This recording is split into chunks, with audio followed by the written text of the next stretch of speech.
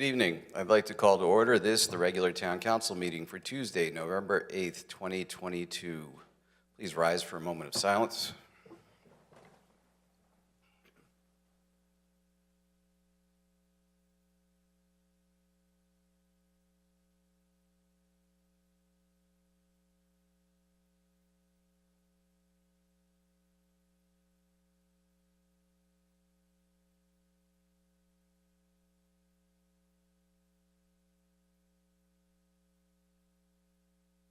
The Pledge of Allegiance. I pledge allegiance to the flag of the United States of America and to the republic for which it stands, one nation, under God, indivisible, with liberty and justice for all.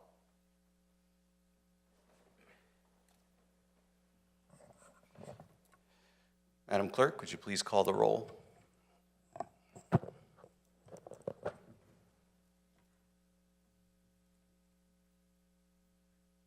Yes, Councillor Allenson?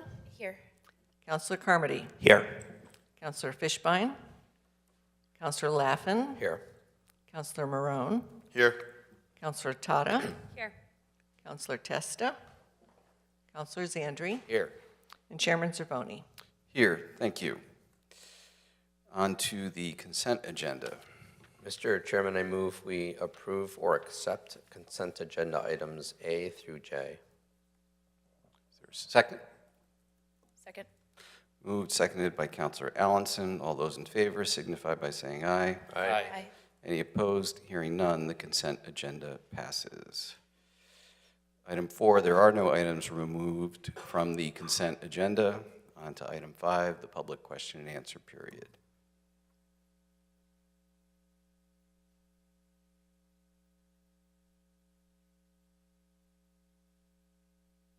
Riley O'Connell, Edgerton Road.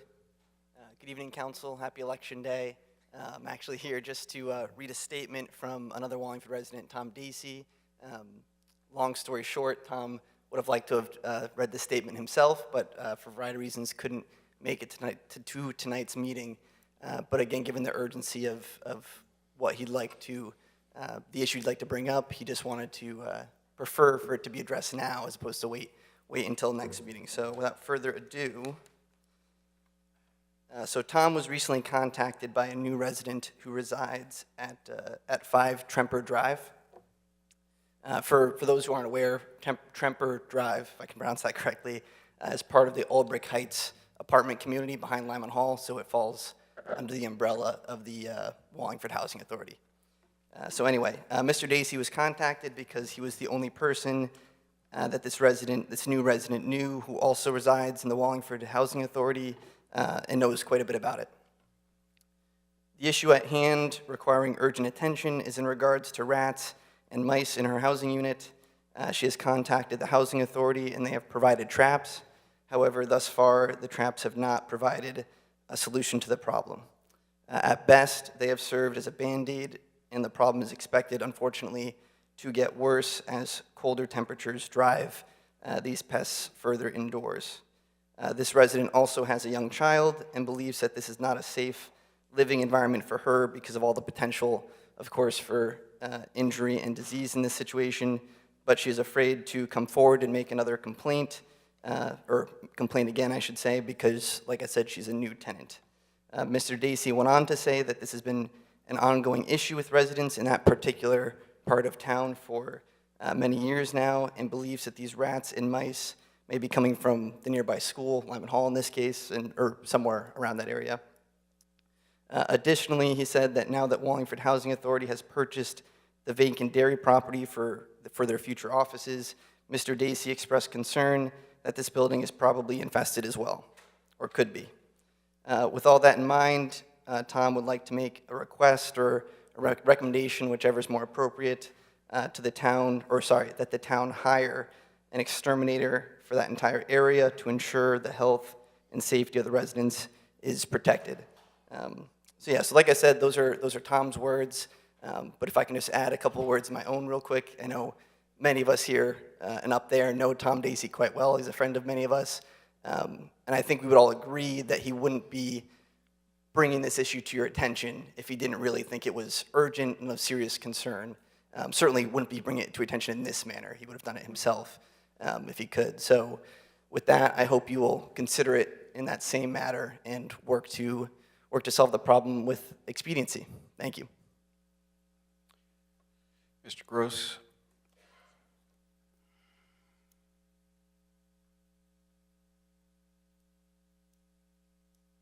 Bob Gross, Long Hill Road. Question through the chair to the mayor.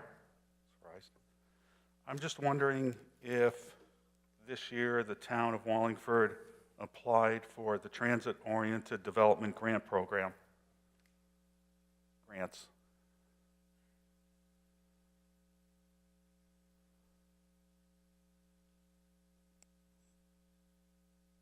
I'm not familiar with the name of the program you're talking about. I can research it for you. I know we have several grants that are open right now. One is the Brothers parking lot, another is the Hall Avenue streetscape, and those funds haven't been spent. There's another open space grant that we'll be spending in the purchase of Williams property. I don't know which one you are talking with. Whether that's one of the ones I just mentioned or another one. So give me the title again and I can look into it. It would be called the Transit-Oriented Development Grant Program. It's over. I mean, it was announced July 1st, 2022. It commenced on September 1st, 2022. The grants have been issued.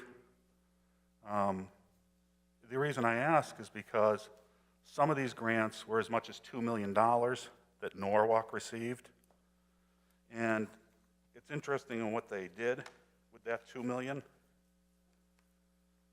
They did repair sidewalks, manage stormwater, install crosswalks, underground utilities, and repave and stripe streets. And it lists the streets they did.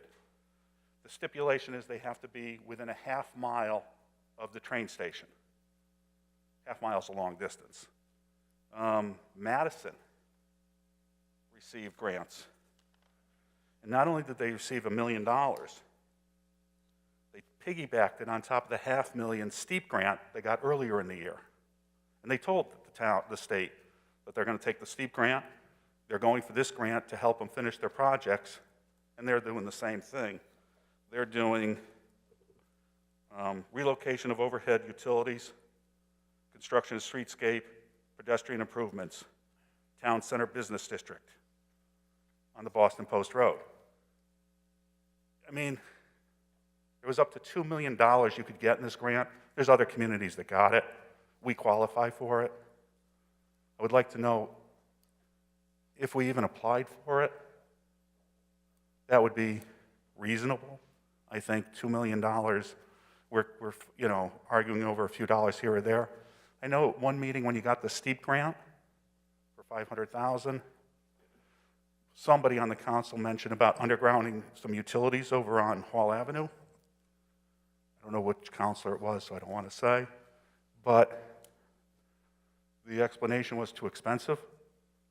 Well, Norwalk got up to $2 million to help do it. So I would hope, this is why the town really needs a real, full-time grant writer to follow these grants. The town was notified of this. This was open in July of this year. It's not like it's ancient history. Did the town apply for the train station grant? The Community Development Grant, yes. The Challenge Grant. Right. Right, we put up $1.5 million, they put up $1.5 million, something to that nature. We've applied for it, right. Do you know when you'll hear back on that? We haven't heard anything yet, no. Okay, the train station, on some of those things that the architects had drawn up, were like roofing and windows and those type of things. Over the years, has the town of Wallingford applied for the Historic Restoration Fund grant? I don't have an answer for you right now. As I indicated, we have $3 million in grants currently either in process or to be spent. There are 5 or 6 of those grants. So you know, to sit here and try to guess at which ones were applied for, I'm not Well, going to do that. this is a very unique grant because this only goes for historic buildings, which the train station is. If the train station is in dire need of some of these items, these grants aren't as big. These are $500,000 grants. But it would have paid for some of this is offered by SHPO and the Historic Preservation Council of the state of Connecticut. And these are offered, and the question I'm asking is because if we could have gotten a $500,000 grant this year for this and did the roof, it would be $500,000 less than the town would have to put out, or $250,000 to redo the train station. Or you could have put more money into it if you get the grant. These are another grant that's just been left by the wayside again, that the administration, because you're the one who applies for the grants, that has just let go by. It's millions of dollars that we're just losing, that are just sitting on the table. And you can look these up. Mr. Gross, do you mind if I ask if anybody wants Yes. to speak during? Do we have any other takers for the open public comment? Mr. Gross, would you defer for this gentleman? Thank you.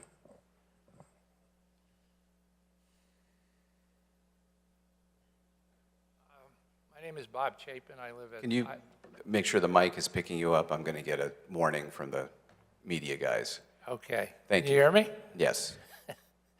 My name is Bob Chapin. I live at 5 East Dayton Hill Road, and I'm commenting on the possible purchase of 3 East Dayton Hill Road, which, if you want to purchase it, that's fine. I don't understand why you need parking in the front. There's plenty of parking at the soccer fields. There's a path that leads right to Tyler Mill Road, and all of the other, it's accessible to all of the other paths. It seems like it's unnecessary. We will certainly discuss that when we get to the item. All right. And plus, there's parking at the end of Maltby Road, too. So, anyway, that's it. Thank you. There's one more, Mr. Gross, if you would defer. So if you're here about Dayton Hill Road, ARPA, or Doolittle Park, we are going to allow public comment during those items.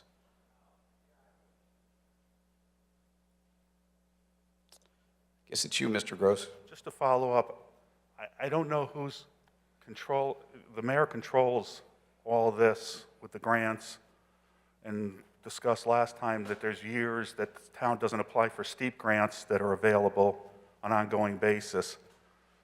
It's just, I would hope the council, I know the mayor controls most of the power, but I would hope the council or somebody would challenge the mayor or somebody, because he doesn't go for these grants that would really help. You know, when budget time's coming up right now, well, will be in 2 months, the mayor's going to start the budget season again.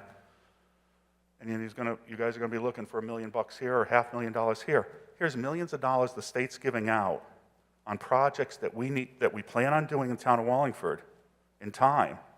Yet we're going to pay for them out of pocket when the state will pick it up, or a good percentage of it. It's just a shame, and it affects our taxes. It affects everything. Thank you. Anyone else? There being no takers, I close the public question and answer period. During the consent agenda, we did appoint Bob Prentice to fill an alternate position on the Zoning Board of Appeals, and we appointed Steve Allenson to the position of constable. And normally I would invite them up here to be sworn in. Mr. Prentice is not here. Mr. Allenson is.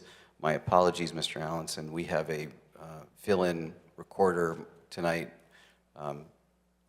Ms. Cheryl Ann Tubby is not a town clerk, so you'll have to visit the town clerk to get sworn in. But congratulations and thank you for your service.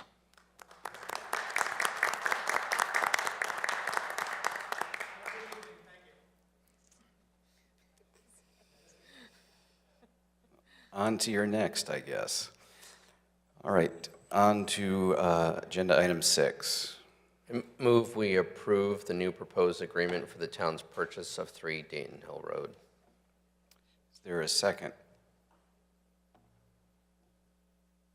I'll second it to open it. Okay. Seconded for discussion purposes only. So this has been before us before. If you could, the administration could advise us why we're considering it again.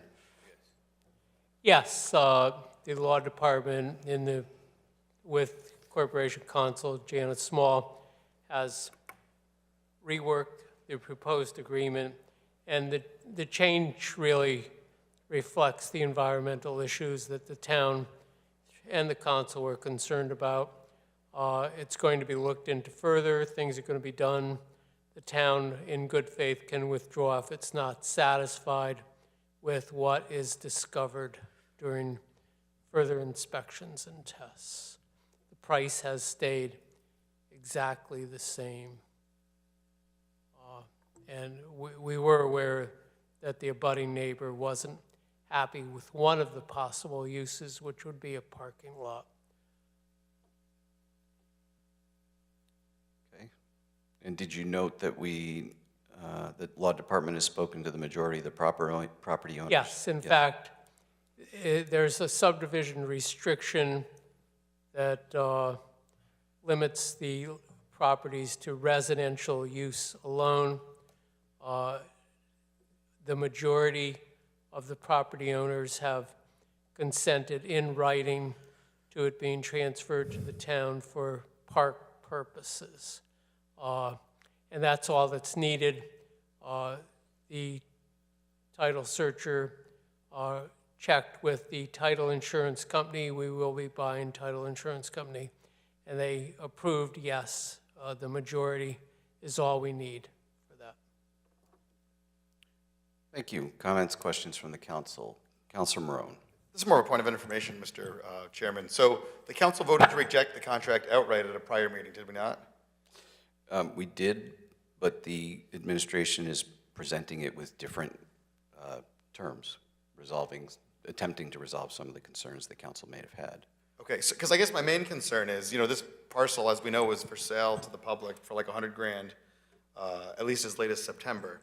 So I understand that this would be, the amount that's been offered to the town is less, but if according to the online sources, it was out on the open market for more than a year. So the only thing I can say for certain is it's the value of the property isn't $100,000, anywhere during the height of the housing bubble. So I'm not certain that $60,000 is even an appropriate price for the town to pay for this, for this parcel, considering it's if it was available to be built upon, I assume someone would have bought it and built on it. We did have an appraisal done, though, so. Right, I understand, but I'm saying appraisal or no appraisal, right? So all I can say for certain is that nobody wanted that parcel for the price that it was offered at. So I'm not certain that I see a compelling public interest to change, our position from where we were at the last meeting when we rejected the contract. I just don't think that there's enough money there, or it's too much money for the town to take a stab at it. So that's where I am, Mr. Chairman. Thank you. Councilor Zandri. Thank you, Mr. Chairman. So, I've been pretty much on the fence with this piece of property. I can see the desire to buy it because it abuts the other open space, but again, I got to kind of lend to the discussion about the price. They've been pretty hard and set on the price. It's been an open building lot for a while.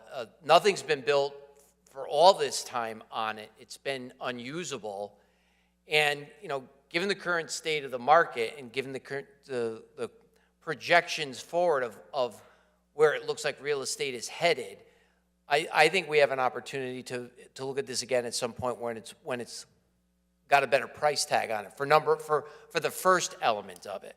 The second element of it is unless there's a compelling reason to add the parking there, I can see the pluses and the minuses for adding the parking there. There's already some people that park along the roadside, which already makes it a problem because of the type of turn that's at.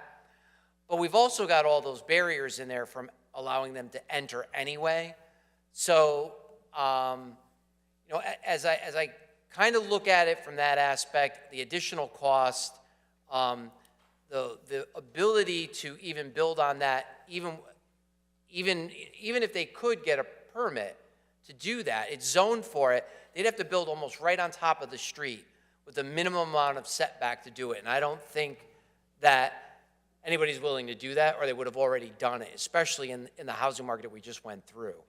So unless we've got a really compelling reason to pick it up, I'm kind of leaning against it, especially with some of the conversation that's come up with some of the residents in the area about the concerns of added parking there.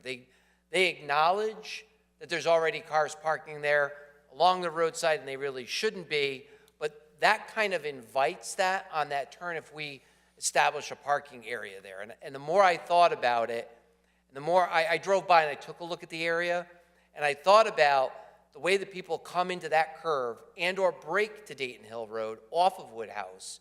Now if you've got people that are hesitating and slowing down in that area to look for the entrance to park, I think we're adding into the particular problems of that whole curve and that turn area, and we might be better served to defer that right now.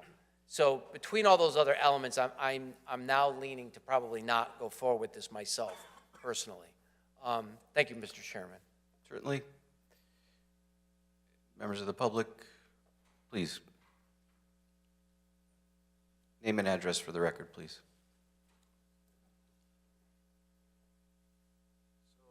I'm Don Lennon. I live at 2 East Dayton Hill Road, which would be right across the street from the lot that's for sale. It bothered me a little bit when you said the majority of the property owners had given consent, because I first heard about this 2 days ago, and no one's ever asked my consent or my thoughts about it.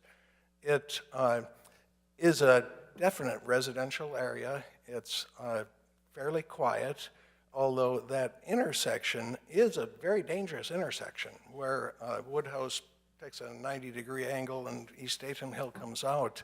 I've lived on that corner for about 20 years, and there's been at least 10 accidents there over the 20 years. And many times I'll come around onto East Dayton Hill and I turn right up into my driveway, and cars are coming so fast behind me they have to slam on the brakes to turn up when I turn into the driveway. So I think adding a parking lot there would be a dangerous thing. I mean, it would have to, the whole intersection would have to be redone and stoplight and so forth. And I feel pretty strongly that that's not characteristic of a nice residential area. The other thing is, as you've mentioned, and I think you've mentioned, there is a very easy alternative. The soccer field just up the street has about 100 nice parking spots, and it immediately abuts the Tyler Hill Preserve. And there is a trail now going to it, but that could easily, for minimal cost, could be improved, and you could have nice trailhead signs and so forth. So it'd be a beautiful place for people to park. I'm certainly in favor of using that as a park because it's a beautiful spot. But for minimal cost, I think you could make a nice trailhead off of that existing parking lot and not need another new parking lot. Now, in terms of buying the land, I mean, I'm certainly fine with you buying the land if you want to, as a buffer between the residential area and the park. But I think the parking lot would be a bad mistake. And if currently there's space for 2 cars, if you wanted to somehow redesign it for 4 or 5 cars, I think that would be feasible. But 15 cars would be dangerous and would be very noisy and change the whole characteristic of the neighborhood. Thank you.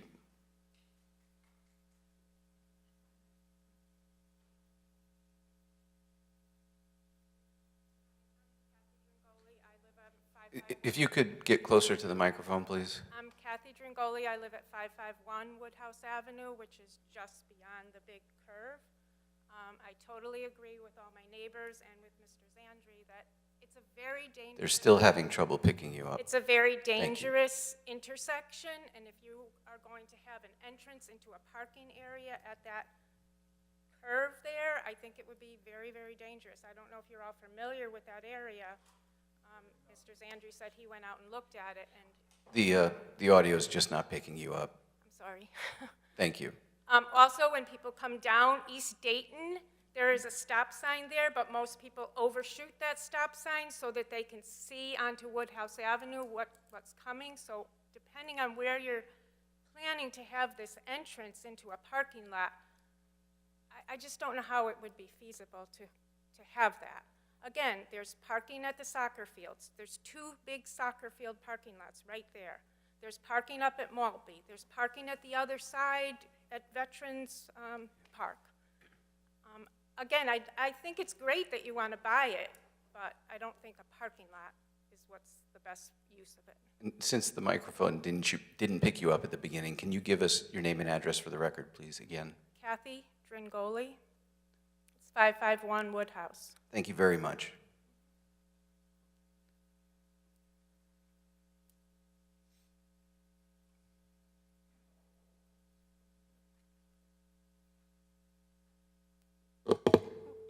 Charlene Jablonski, 546 Woodhouse Avenue. I agree with the neighbors. I live literally right around the bin, the first house on the left, and it's a lot of traffic on that corner. And this, like Kathy said, the stop sign, people overshoot it, and when you're trying to come up to go onto like probably where the entrance would be there, it's very dangerous.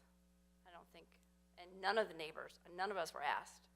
So I don't know who was surveyed because There's an association of owners on that stretch of East Dayton Hill that have there's a deed restriction in there that says the lots have to be used for residential use. So it's the point the law department was looking to satisfy that covenant. Mr. Chairman, it was a subdivision. Yeah. So if your property was not part of a subdivision, this was one of the conditions for those who purchased lots within the subdivision. all right, well, I'm just saying none of us on that street where I live were aware that we weren't canvassed for this. So I know none of us want it to be a parking lot. It's definitely not the area. Thank you.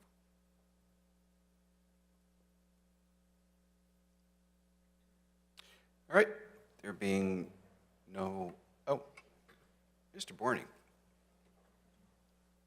Good evening. Sorry I got here just a little bit after you introduced this item on the agenda. Mr. Borning, closer to the microphone, please, and just identify yourself for the record. Thank you. My name is Jeff Borney. I chair the Land Acquisition Committee of the Conservation Commission. And about a year ago, when this property first came on the market, we studied it and we felt it was a good addition to Tyler Mill Preserve as it sort of secured the entire entrance to the park from the south end. Then subsequently there were some difficulties and here it is again. So I would just concur with those people who agree that it does make a good addition to the Tyler Mill Preserve itself by securing both sides of the entrance to the south end. With respect to parking, we didn't analyze it strictly for parking. I think the town administration looked into that. But with respect to the dangerous curve and with the need for parking, parking could be placed further up Tyler Mill Road there, well past the gate where it is. And I would leave it to engineering and public works to figure out how to put a parking area in there if that's what we want to do. But I think to acquire that land now is a great opportunity, and we'll regret it if we don't act now. Thank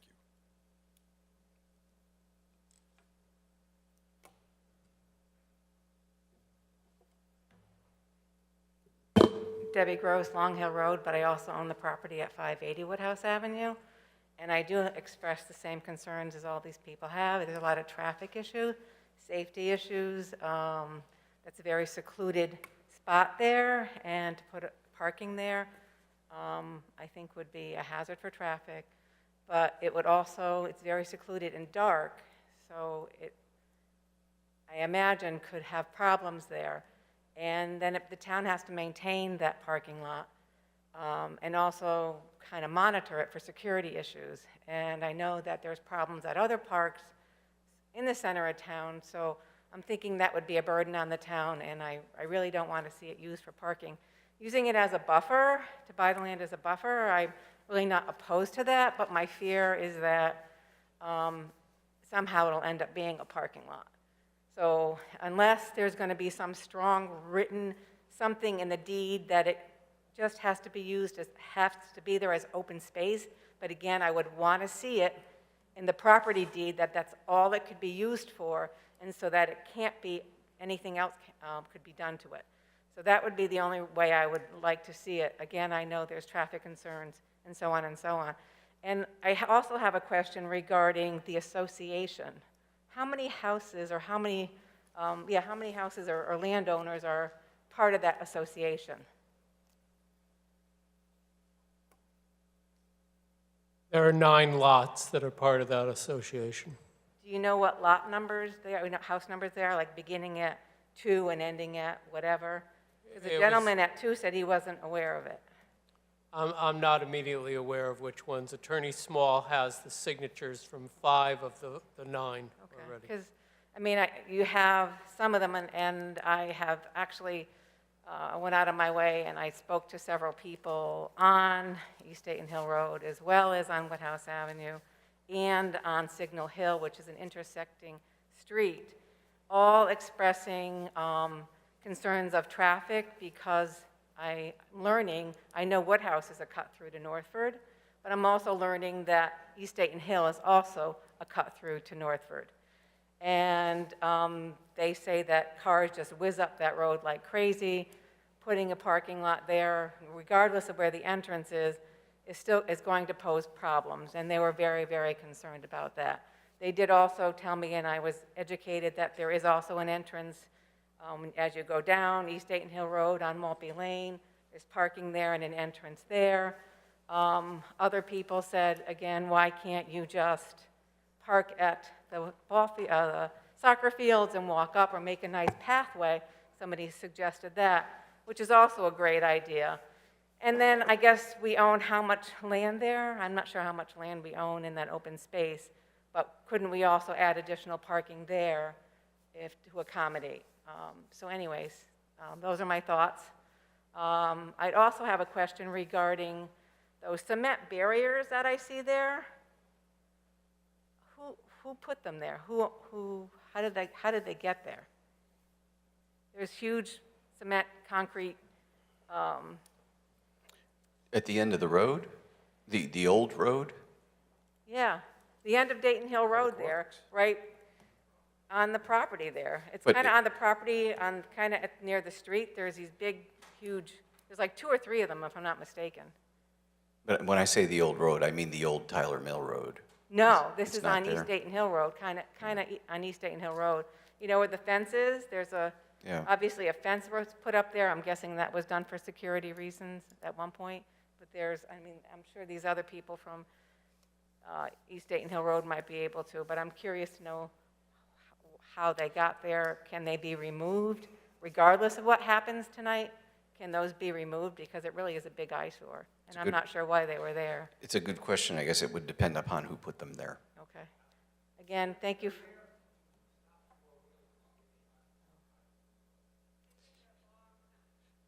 If we're going to have comment, we're supposed to have you come to the microphone.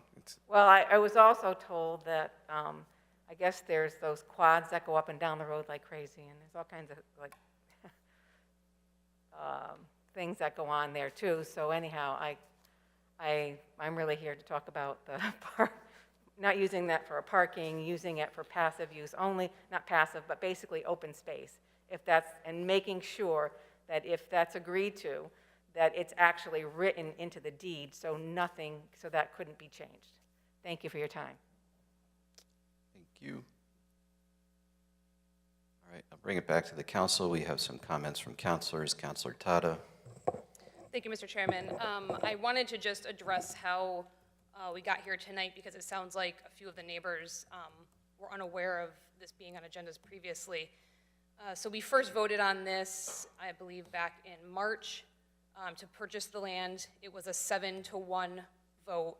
I was the one no vote, and my reason was for many of the reasons that were stated this evening. It came back to the council on April 26th under a waive Rule 5, which for those of you who may not be familiar is when an item is added to an agenda at the meeting without being on the agenda. And typically that would be for a time-sensitive issue, something that needs to be addressed before the next meeting, and that's why there would be a reason to not notice it. The council voted to allow that to be on that agenda, and the reason was for a 60-day extension to the sellers so that they could address the environmental issues that had come to light after the council voted to purchase the property. That motion failed in a 5-4 vote to extend the contract for 60 days. After that, at the same meeting, the council felt it necessary to terminate the contract. That motion passed 8-1. So at that meeting on April 26th, the council decided we just want to get out of this. I think some councilors maybe changed their minds and thought this was not a good idea anymore. And that was the end of it. We terminated the contract April 26th. This showed up again on this agenda, a little bit to my surprise, because I thought the issue was done. I thought the council had spoken, and then it shows up again. And it sounds like the reason is because there were some small changes made, possibly, to address a couple of the issues. So here we are again. But this is the second time in recent months where the council voted pretty clearly and definitively that we did not want to take action on something, and then it reappears on an agenda. Thank you, Mr. Chairman. Councilor Carmody. Thank you, Mr. Chairman. I just was going to ask a few questions for a refresher. Thank you to Councilor Tata for providing many of those refreshers. I had a question regarding the environmental issues on the property. The property does have environmental issues, is that not correct? Things that appear to be environmental issues and need further investigation, yes. And the seller would be responsible for the remediation of those environmental issues? Yes, the seller could, if it discovered that there was remediation required, after checking the price, could of course decide that the seller no longer wished to proceed. And then the other question I had, just to refresh my memory, why was it determined that this particular piece of property would be used for parking? A number of residents here tonight have indicated that there are plenty of other parking areas in the vicinity. What made us decide that this particular parcel would be used for parking? I'm unaware of how that decision was made. I think in earlier conversations, there was direct testimony about the dangerous issue of people pulling in front of the gate and parking right at that 90-degree turn. So there was interest in providing, a small parking area, not paved or anything, but small parking area that would alleviate that issue of people looking to just pull off the side of the road there and not wanting to walk from the soccer fields or other potentials. And there is, in my drives by there is a bit of a hazard there with people parking right at that 90-degree turn. So that's what the reason it's back is because Attorney Small at the last meeting indicated that further there was an issue. Two issues came up. One was the environmental, and the other was the subdivision and the need for determining whether there was support amongst those who were in the subdivision for sale of the property. And so those two issues have been investigated, and that's why it's here. And maybe this was already answered. How many residents are part of that subdivision or that were notified and voted? There are 9 properties that are part of that subdivision. 5 have already signed their agreement, and 2 have indicated they're in opposition. 2 others have said that they're in favor of it, but have not yet signed. So almost about half are in agreement with this project. Well, 5 have already given their written permission. 2 others have said yes. So, 5 in writing, 2 affirmative, but not in writing. So it's really 7 out of 9. Okay. I look out in the audience tonight, and there are more than 9 folks here. I think we've left out a number of residents who would be impacted by this project, just because there's a homeowners association associated with this piece of property. I think everyone should have been notified that lived within the vicinity of this property. I agree with pretty much everyone that has come to the microphone tonight. This is a residential area, and I don't think we should be putting in a parking lot that would have 15 parking spaces on this street. I agree with Mrs. Gross. She made a comment. I'd be in favor of purchasing this property for open space, for passive recreation, but I think for parking purposes, I think that would be a mistake for this particular neighborhood. Thank you, Mr. Chairman. Councilor Zandri. Thank you, Mr. Chairman. I want to ask about the environmental again, because we discussed the environmental when this first got brought to our attention, and there was obvious materials on the property that could be visibly seen from the Tyler Mill property, and we asked for these things to be picked up and cleaned up. I just want to make sure that I understood the comments that were just made now about environmental. Is there still current environmental issues on that property?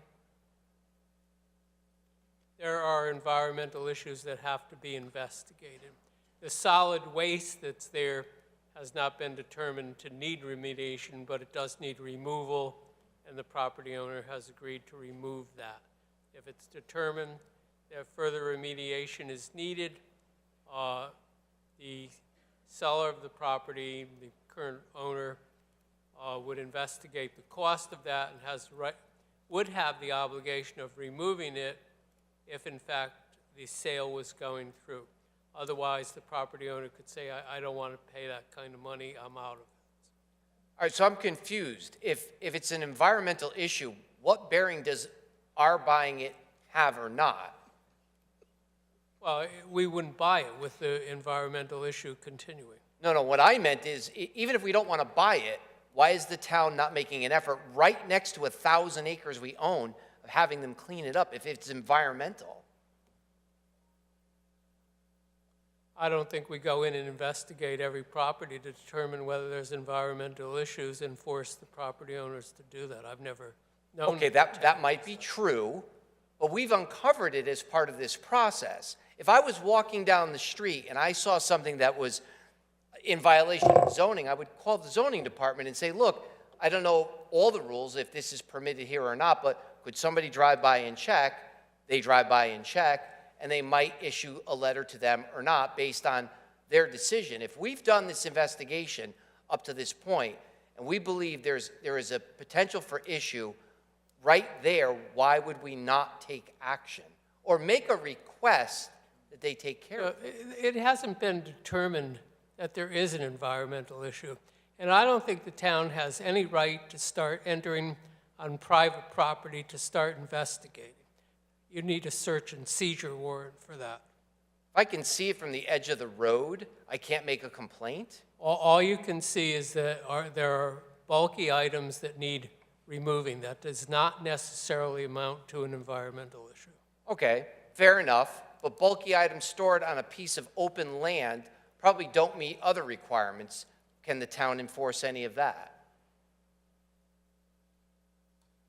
I think you're entering into suppositions of what it is and what the town can do. And I don't think just because you have items that might be unsightly to other people gives the town the right to start saying, oh, it doesn't look good, get rid of it. I disagree. That's what our blight rules are for. But I don't want to get too far off the subject. But thank you for that. That's all I have, Mr. Chairman. Thank you. Councilor Carmody. Thank you, Mr. Chairman. I'll be quick. The previous property, or the current property owner, they're a construction company, is that correct? I can't say I know what they do, even though the name is similar to mine. Okay. And so we don't know exactly what they use that property for? Do they, No idea. They maintain equipment on that property? Do they dump on that property? I do not know. Okay. But we do have concerns that there are environmental issues. Well, the issue arose, as it would with any property the town is seeking to purchase. The town always looks to protect itself against acquiring property that has an environmental issue. We never get into purchasing property without doing that examination discovery. And in the process of doing that, I mean, that we would make an offer on the property before they do the environmental investigation? The offer, though, is subject to the environmental issues being examined and discussed. Okay, thank you. Mayor. Yeah, I think, I understand concern about parking, but certainly as an open space acquisition, it has value. So if I would suggest we certainly can approve this contingent upon it being open space, and you could put in the motion that it not be used for parking. Whether that goes in the deed or not, law department can chime in on it, but I don't see why that can't be dealt with. And again, protect the Tyler Mill and the road that now is very close to the boundary that is gated off, but nonetheless, we do have interest in protecting that side of the Tyler Mill area.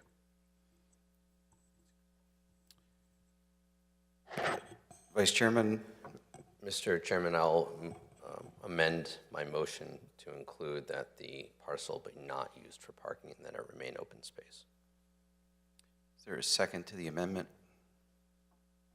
I'll second the amendment because I seconded the motion for discussion, I guess. Councilor Marone. Thank you, Mr. Chairman. Okay, so now that there's an amendment on the floor, I guess I would be in favor of the amendment based on that I don't think there should be parking there. However, I still think it's irresponsible use of our fiduciary authority to spend $60,000 on land that's not worth $60,000. Again, they couldn't get $100,000 for it on the open market, so it's been for sale, right? And they couldn't get $100,000 for it, which I appreciate. There's got to be some sort of defect with the property that makes it not buildable in a bear market. To not be able to put something on it, right? Because properties are snatched up everywhere. So I just think that it's irresponsible for us to put this kind of money towards this kind of project. I think if you look across the town, there's a ton of things that need maintenance and work. And so I think to spend money on open space, I understand it's adjacent to a park that we already own, but it's 1,000 acres. So if we can make it 1,000, in 1.8, I don't think that it's worth the $60,000 when we could put that money towards something that the town really needs. Which is maintenance or any other number of things. So I just don't think it's a responsible use of the public funds. Thank you, Mr. Chairman. Councilor Zandri. Just I guess maybe a point of order to Tom's motion. Can we get that as a deed restriction? Well, the seller writes the deed. I mean, we're limiting our intended use of the property. Attorney Farrell, if you have anything to add, please do.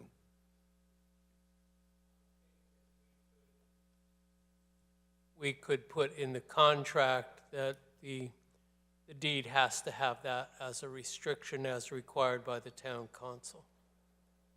Thank you. I really would like to see that because what it does, in my opinion, is it makes it so that in the future that there's no ability to have future council or future administration change their mind on what we're doing out there.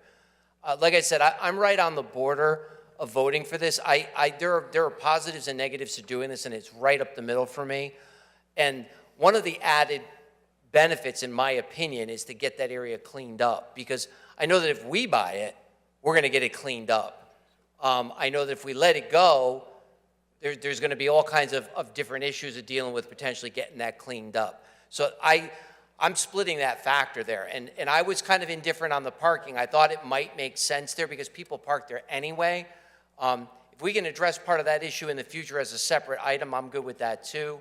But understanding the makeup of what's over there and with the neighborhood, I really wouldn't want to add to the volume of traffic turning or slowing traffic there. So if it can go in as a deed restriction, I'm good enough to supporting it, plus with the idea that either we're going to remediate it or the seller is going to remediate it, but it's going to get cleaned up. Those are important elements for me too. Thank you, Mr. Chairman. All right. I see no more hands. Oh, I'm sorry. I just wanted clarification. The seller is going to be the one that remediates it, not the town. Okay, thank you. All right. First, we'll call the roll on the amendment. Just accept it because I made it. All right, so for the amendment, Counselor Allenson, Yes. Counselor Carmody, Yes. Counselor Laffin, Yes. Counselor Marone, Counselor Tata, Yes. Counselor Zandri, Yes. and Chairman Cervoni. Yes. The motion is amended. Now the roll on the motion as amended. So the motion as amended, Counselor Allenson, It's a no from me. Thank you. Counselor Carmody, Yes. Counselor Laffin, Yes. Counselor Marone, No. Counselor Tata, No. Counselor Zandri, Yes. and Chairman Cervoni. Yes, it only got 4 votes, so the motion fails. On to item 7. Mr. Chairman, I move we approve a change in the 7-vote requirement for the ARPA Review Committee decisions so that the committee decisions pass by a vote of a majority plus 1 of those present and able. Second.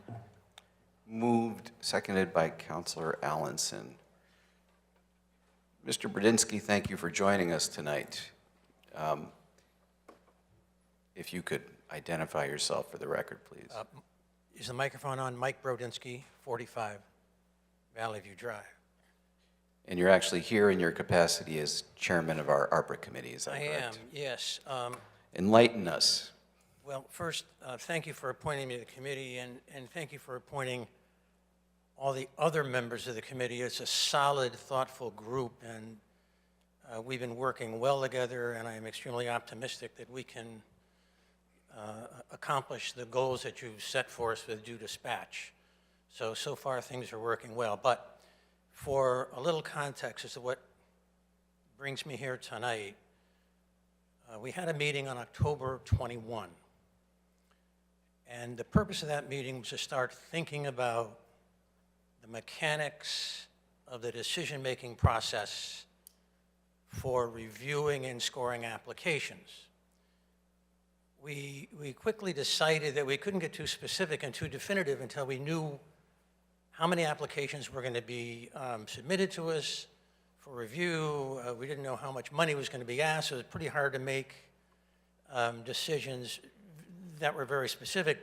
And that was put off, a package of decisions was put off until December 21. But on October 21, we tried to anticipate all the procedural hiccups that could slow us down once we start reviewing applications. And one of the hiccups was, what do we do in the event of absences or recusals, let's say for conflicts of interest? What do we do with the 7-vote requirement that you gave to us if there's only, say, 9 counselors or 8 counselors or 7 counselors voting on an issue because of an absence or a conflict? And we wouldn't really know that we couldn't meet the 7-vote requirement until, let's say, this is a hypothetical, after we spend time on our own reviewing a particular application, we come to a meeting, we spend time discussing an application and the merits of it. We haven't decided yet on interviews, but it could be that the applicant is there spending the applicant's time being interviewed by us, or maybe just showing up and watching what we do. And after we spend all that time, we find there's a 6-3, this is hypothetical, a 6-3 vote. We can't meet the 7. So we would spend all that time only to find out that we have 6 votes. And let's say, hypothetically, it's an impasse. So we're kind of stuck. We wanted, though, to stay faithful to the notion that the council wanted a supermajority, not just a bare majority, but a supermajority to decide these applications. But again, what happens if you start out with 10 people, 1 recuses, you end up with 9. Of those 9, 6 are in favor, 3 are against, you're stuck. Unless there is a motion or a resolution that the council passes that says, well, you can decide a matter if you have a supermajority, whether or not it's 7. So in the case of my 6-3 example, if 9 people are there and voting, 5 would be a majority, add 1 more for a supermajority, you get 6. And maybe that's enough. That's up to you. But that's the issue that I'm bringing forward to you. Thank you. Councilor Allenson. Hello. Hello. Thank you for being here with us tonight. So I actually have some questions regarding this supermajority. I didn't really have a problem with it, but I don't know that we considered necessarily the possibility that some wouldn't be able to attend.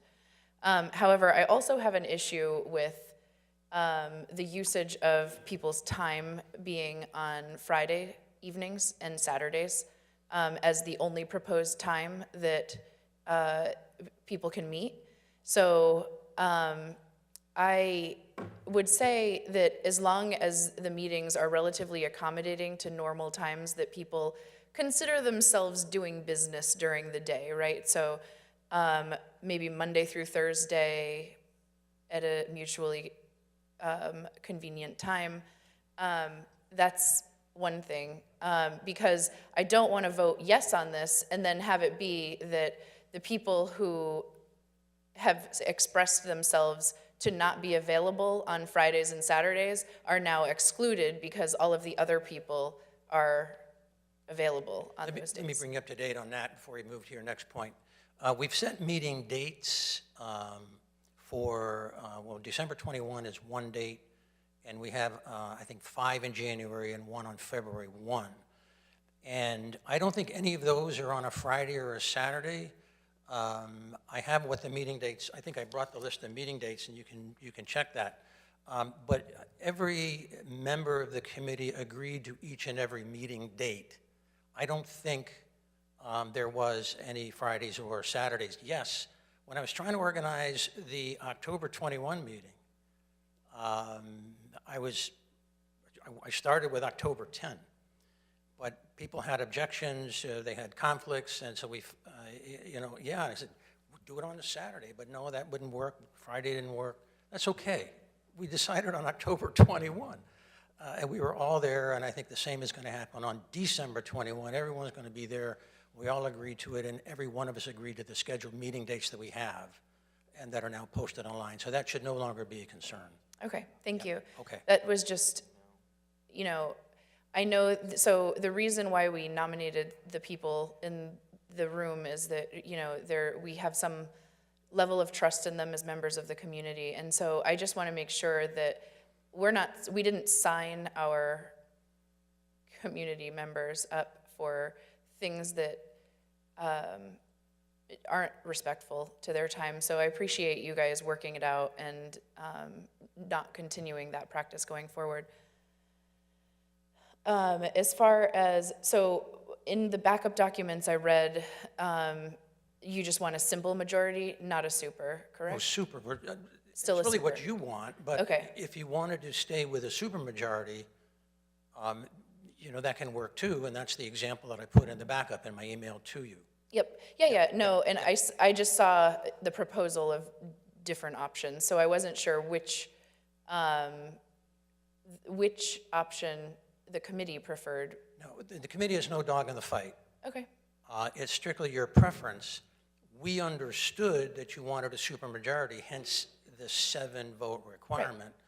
And so the discussion started, if the council wants a supermajority, here's how we can do it. Okay, And that's how that went. that's fair. Thank you. That's it for me. Counselor Zandri. Thank you, Mr. Chairman. How you doing? Good. So one of the reasons why we wanted that supermajority, and the reason we kind of picked 7 over 6, was anticipating some absences. So, like if you take, for example, what just happened here tonight, I mean, technically, the purchase of the land passed with 4 votes, but there's only 7 of us up here. It's going to take a couple of the absent people potentially to pass that, and we've actually seen that recently. We've brought an item back when it's filled up, and it swung the vote through where it technically failed, even though it was a positive. So you used the example of 6-3 still being a supermajority. What happens if there's 2 absences and then a recusal? Do you have numbers that go all the way down? Yeah, so that was in my email to you of October 22nd. Okay, I remember that And I ran now. down every scenario. So in the scenario where there's 8 of 10 there, let's say there's 2 recusals, and I just want to bring up again, with potentially so many nonprofits and businesses applying, I expect to see some recusals because it's just something we've got to foresee, and we don't want to wait till we get there and say, oh, what do we do now? But in the example of 8, 5 would be a majority, simple majority, 1 option for you. 6 of 8 would be a supermajority. Your choice. Pick one or the other and let us know. We're happy to deal with either one. If you stay with a hard 7, we can deal with that too. And in those cases where we cannot reach 7, in the case of a 6-3, we might just put a report to you on the side and say, these are applications we tried to decide, but we couldn't because we didn't have a 7, and you deal with it. But we're trying to find a solution for you that would smooth things out and speed up our process. But it's purely your call, how you want to do it. So that maybe leads me to another question. Mr. Chairman, if the committee came back and said we had lower majorities of applicants that got passed, but we obviously couldn't do it, we didn't have the 7, would it be up to us to decide that potentially here? I think as the charging group, that would be in our purview. Okay, so, and that would still require us to have our, no, because we could do it at that point by a simple majority of 5-4. I liked the idea that we brought forward the supermajority example, and because I wanted to try to nix as much politics out of it as I could. So if we offered a solution that was always majority plus 1, so it wouldn't just be 5-4, it would have to be 6-4 or some element of that. I think I'd be more comfortable with that than, so starting with 7 of 10, and then any alterations going down, I'd be comfortable as long as it was a +1. It wouldn't be a 4-3 split. It would have to be a 5-3 split because it would be the simple majority +1. I believe that was what you had outlined. That's what I outlined in my email to you of October 20th. Yeah, I remember reading it now. Thank you for refreshing my memory. So That's actually the motion on the table. Right, to go ahead and approve it that way? Okay. All right, I like that. I like that as a compromise because, like, again, I understand why we did it. And then if it comes back to us, it's only simple majority anyway, and it's easier to leave us out of it at that point because it gets us, have them do the job that we tasked them to do without us having to come back and back it in. All right, perfect. Thank you for the outline and the clarification. Thank you, Mr. Chairman. Councilor Marone? Thank you very much, Mr. Chairman. So I guess I'm amenable to the idea of doing the supermajority as being simple majority +1. I guess my only concern is currently there's no quorum to hold a meeting, correct? No, we decided 7. Oh, okay. So is the number for a quorum. So in a 7 scenario, you'd have to have 5 then, 5 affirmative votes. Yeah. Okay. Because I think that, I agree with Councilor Zandri. The idea was to try to make this as apolitical as possible. So I guess I'm weighing whether I think that that this idea of under the 7 speaks more to less politics or more politics. I guess I don't really have an opinion on that. You're not asking. I'm not. I guess that's not a question. I guess I'm just thinking out loud. Well, but feel free to opine about it. I didn't hear that. I said feel free to opine if you. I say the committee has no preference. We didn't discuss a preference. The only thing we discussed was, with a 7-vote requirement, what happens if there are recusals? The answer is, let's put it in the council's laps, but we'll give them a constructive suggestion. Yeah, not necessarily we're behind it or not. It's your call. Yeah, no, I certainly understand the discussion. It's tough because we don't have anything to look at in terms of numbers of applications or what we think the recusals are going to be. So it's a tough call to make at this point. Thank you, Mr. Chair. So just to follow up on your thought, we're gonna have on or before December 15 all the applications and the backup materials. We will know then where we stand as far as the workload, and hence our meeting on December 21. So, thank you. That's the calendar. I see no other hands on the council or questions or comments from the public. And I see no takers there. Then I bring it back to the council for a vote on the motion.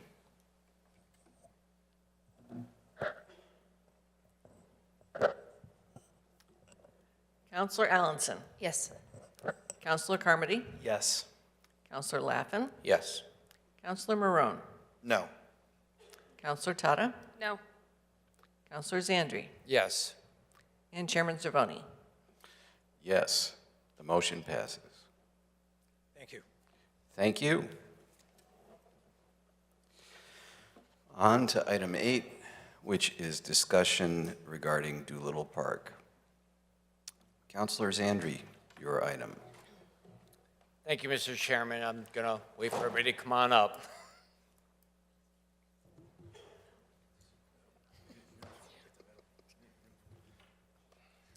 How you doing,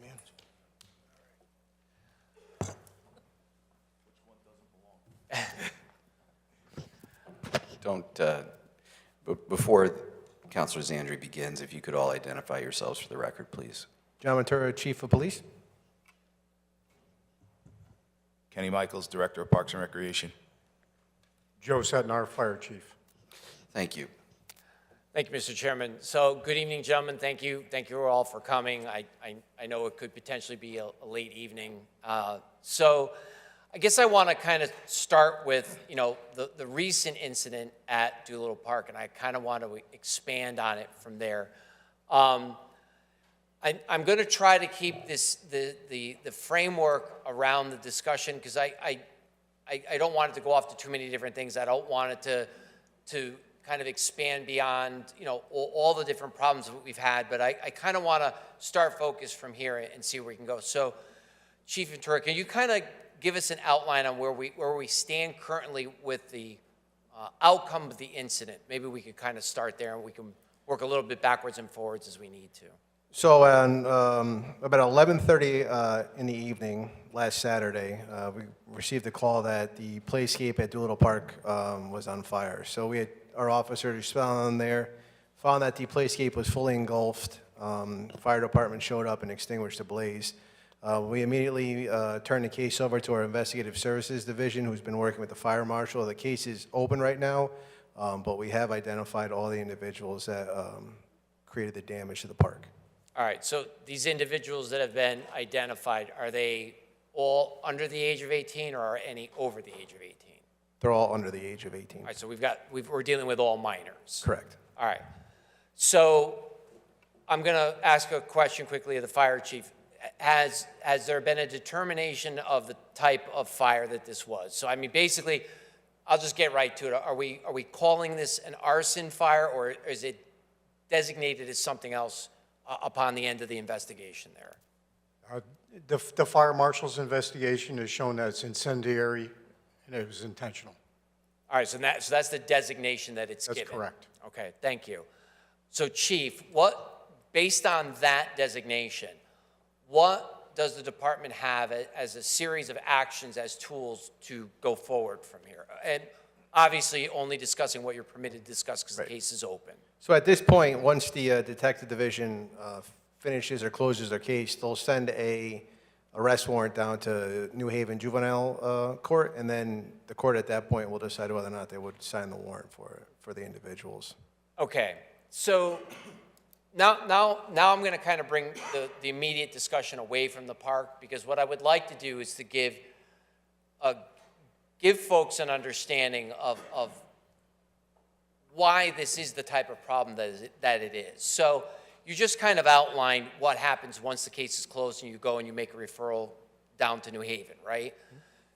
This particular incident aside, there's been similar issues, not fire-based, but similar where the decision is made and it gets to New Haven. Can you explain that process on some other incident that's occurred and bring it to its conclusion as it's gone down, come back, and what the end element of everything is? Sure. So I'll outline some of our stats right now, and that'll kind of lead into an incident that I could use as an example.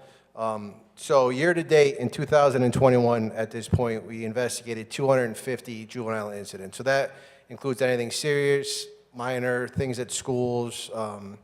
Vaping and marijuana are big right now, but all those are encompassed in that number. So in 2021 to date, we had 250 juvenile incidents as a department. Right now, we have 346, which is a 38% increase this year. I ran the numbers for juvenile arrests. So in 2021, we had 30 juvenile arrests at this point. Right now, we have 52, which is a 73% increase.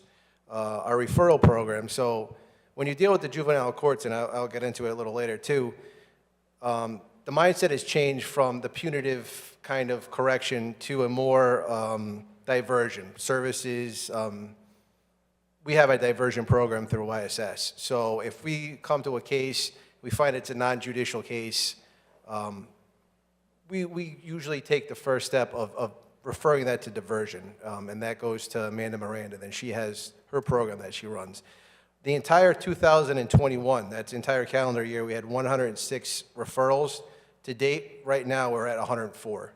So as you can see, there's a significant uptick in the amount of juvenile incidents that we're investigating and dealing with as a department.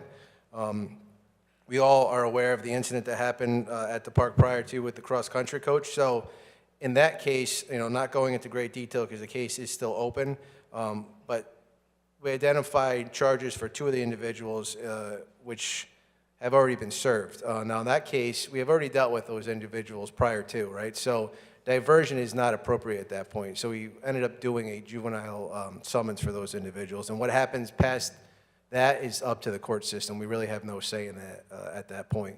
But, you take a simple incident like, I'll give you a typical day at 3:30, right? So at 3:30 in the afternoon, school gets out, and a core group of juveniles that we have issues. I don't want to paint a picture that, the narrative is that all the juveniles in town are bad, because that is not true. But we have a core group of individuals that have decided that they're not going to cooperate, they're not going to go with the program, they're going to cause some issues with the town. So at like 3:30, we'll get a call to go to the public library because there's a commotion in the back. And we'll ask those juveniles to leave, which entails them moving down the street. So then we're going to Wells Fargo, then we're going to the Library Bistro, and then we're going to Mr. D's, and a vast majority of these individuals are not even permitted at Mr. D's because of issues that they've caused in the past. Our option at that point, is to give a trespassing summons. But at that point, what happens to that, I don't know. It's a juvenile summons. It's basically you get a ticket and you go. It's not eligible for a detainer. It's not eligible to go down to a detention center. It's basically I issue you a ticket, and then hopefully something happens in the long run. But for the business owners, and I get the calls every day, it's the frustration of what happened, and that's where I think we're laxing as far as making an impact in our community about giving some consequence to the action. So there has been a distinct change in juvenile law over the years. And I used to teach juvenile law to our officers, and I can tell you that the lesson plan, I actually looked at it yesterday, it doesn't exist anymore. The things that were in place back when has been changed so significantly that there really has been an elimination of consequences for certain offenses, which has empowered a lot of the core group of juveniles that we're dealing with to continue on with their behaviors. So I have a few additional questions too, but I want to kind of go back to something that you and I had in a conversation when I called you. Yep. When the example that you gave when the individuals move up the street, you were a lot more candid with me on the phone, and I'm going to ask you to be as candid with everybody that's here, because I think people need to hear it. What is the demeanor of the individuals that are being asked to leave back to the police officers in the town? So I've been doing this job for 20 years, right? And I wasn't always, obviously I wasn't always the chief. I worked in patrol, I was a patrol supervisor all the time. And I could say that in all my years of dealing with juveniles in a capacity, and we dealt with them for a lot of serious offenses, I've never seen the disrespect that these juveniles show to my officers. I mean, it's to the point where the vile things that they say to not only the business officer owners, but the officers that show up, it make your head spin. I mean, I'm privy to the body camera footage from our officers in dealing with these juveniles, and immediately when they show up, there's profanities, there's vile comments towards them, there's derogatory comments towards them. Basically, you can't do anything to us. We had an incident where a juvenile had assaulted another juvenile, and we were called to investigate it.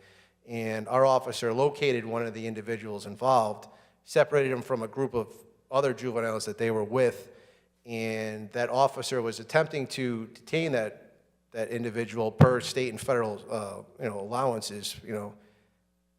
The juveniles group ran over to that officer, pulled the girl, trying to pull the girl away from him, to the point where a bystander had to come in while the backup was arriving to intercede, at which point the group turned on the citizen that was trying to help the police officer.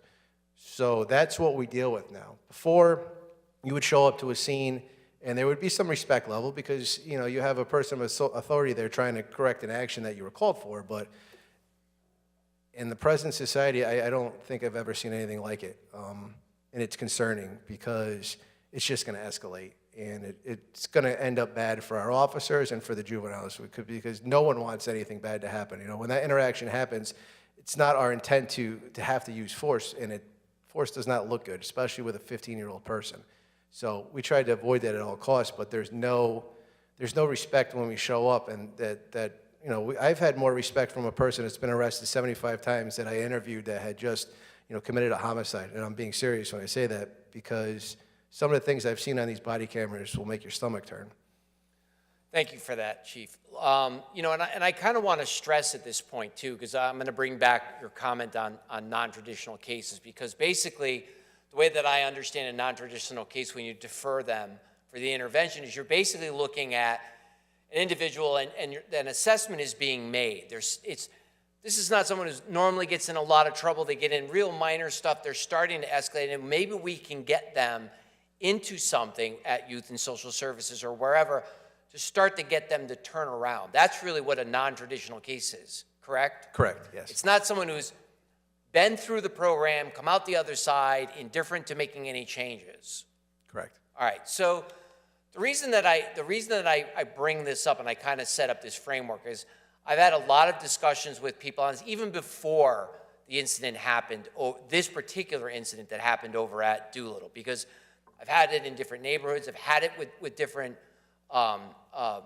parents and even non-parents, just adults, even some of the kids that have been willing to talk to me. They were a little bit of concern of even going to the park. My own kids tell me that they're walking around on the sidewalk rather than cutting through Pat Wall Field because some of those kids are on the trail. So the reason that I'm setting up this framework is I don't want people to get the understanding or get the belief that we're looking to profile people, that we're not looking for ways to work around it. This is not a situation where more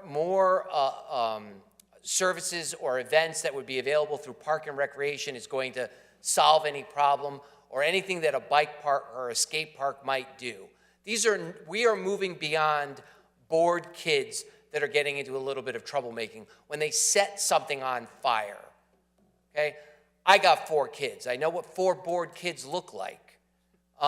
So there's a big jump between kids being bored, kids getting on each other's nerves, maybe harassing a business owner that they're being a jerk today because they won't let them sit on the curb in front of the store. There's a big, big difference that we're looking at here. And in my opinion, of my own observation of what I've seen and what I've discussed with the chief, this is getting bigger and it's coming to a head. And part of the problem is it isn't even just a lack of respect to the police department, it's a lack of fear. It's a lack of fear. As a kid myself in this town, I would see Officer Callahan drive down the street on his motorcycle and just look at me, and I wonder what I did wrong. And they don't even respond at all to anything. So some changes need to get made because it's just a lack of available law to enforce anything. So I kind of open up to you first, Chief. Is there anything you can think of that we could do locally? Because it sounds like unless something comes down from Hartford as a change, you guys can only repeat this process. And I don't know, a majority of the time, like 90% of the time, it's just going to fall back into this cycle until something gets worse. And then I'll finish that with asking, has a set fire raised that level to maybe get us to worse yet, or does it need to go more than that? No, I think that when you set a fire and create not only damage to the playscape, but endanger the houses that are around the park, we've raised the bar a little bit, and that's what's concerning. When I heard about it, I was like, that was very concerning, that we've escalated to a fire. And a fire that not only damaged the town property, but put those kids' lives at risk. I mean, we're pouring, potentially some accelerant down. What if they lit themselves on fire? So now our behaviors are not only damaging and destructive to the town, it's also damaging and destructive to the individual. So yeah, it was very concerning. As far as the town goes, I think we really got to dig into some of our, and open the book on some of our ordinances. A big concern that we have, especially, right in front of the police department, is that there's a group of kids that think it's okay to drive down the middle of the road and pop wheelies and create traffic issues. Our captain actually witnessed an individual do just that in front of him in a police car, and then when he got out of the car and asked the kid to come over, the individual's response was, yeah, call my lawyer, to which we took his bike and someone showed up to the police department to pick the bike up. But there are ordinances on the books. I looked at, our captain actually found one from Stratford that addresses specifically reckless use of the highway with a bike. Right now, if we have an individual that does that and then we stretch illegal use of the highway by a pedestrian, which is stretching it, but if we could change the town ordinance to include reckless use of a bicycle on a town road, not only does it encompass a fine eventually, but also gives the police department permission to seize that bicycle if it's a minor and have their parents show up to pick the bike up if they so choose. So I think we have to get creative in the manner in which we construct some of these ordinances to deal with some of the issues that we have. But we've also been, dealing with some other things. Like, you don't want to lose some of these good kids, or maybe they're just on the cusp of trying to find themselves. So we do have a task force in town that we've been sitting and kind of going over some of the things that, what can we do to save some of those kids that maybe don't want to engage in this behavior, but don't know how to get out of it, or don't have the courage to kind of separate from this core group of people. So I think it's a group effort. I really do. I mean, the state of Connecticut's not going to change, and effective January 1st, it's going to get worse. Because they're going to change the manner in which cases go down to New Haven or to juvenile systems. Instead of giving a summons and maybe seeing a probation officer going before a judge based on a case, you're going to basically get a risk assessment. It's kind of the same, along the same lines of what they did to the bail commissioners, where you get a score based on your activity in an interview that the state conducts with you, which kind of directs where that case goes at that point. So it's not going to help us, so we have to help ourselves. So do you have an idea on, so you said you have a list of ideas from other towns and other ordinances, correct? Correct. All right, so I'll take that as an aside, maybe work with you. And so, yep. Councilor Marone, I'm going to probably have a lot of items for the ordinance committee coming up very, very soon. Sounds good. Really quickly to Parks and Recreation, thank you too. I know that Doolittle's a hot spot, quite literally didn't even mean to make the pun, but are we seeing it in other parks too, where there's a lot of gathering, loitering, maybe not active activity, but kids just hanging around in a derogatory way, as best as I can put that. Not that we've been reported to. I mean, we have vandalism in just, I wouldn't say every park, but I would say the majority of them, but not like the standing group of kids that hang out around Doolittle. It's not, it's just isolated to that one area. If you're talking about vandalism and kids graffitiing buildings, West Side Field building gets graffitied. Pragman's been quiet, I don't knock on wood. It's those two. Okay. Grand Street Park, the new playscape, I mean, gets vandalized, more so with markers. We're seeing a lot more on the playscape with Sharpie markers than we are with spray paint. So now, this damage over here, what is the, what's the word that I'm looking for? So now that this is done, the scene's released, it's taped off, but I mean, the police don't need it, the fire department doesn't need it any longer. What's the series of actions to get that taken care of and fixed over there? Yep, so I had a conversation this morning with Kurt Schreiber, the risk manager. We've been talking almost daily since the incident.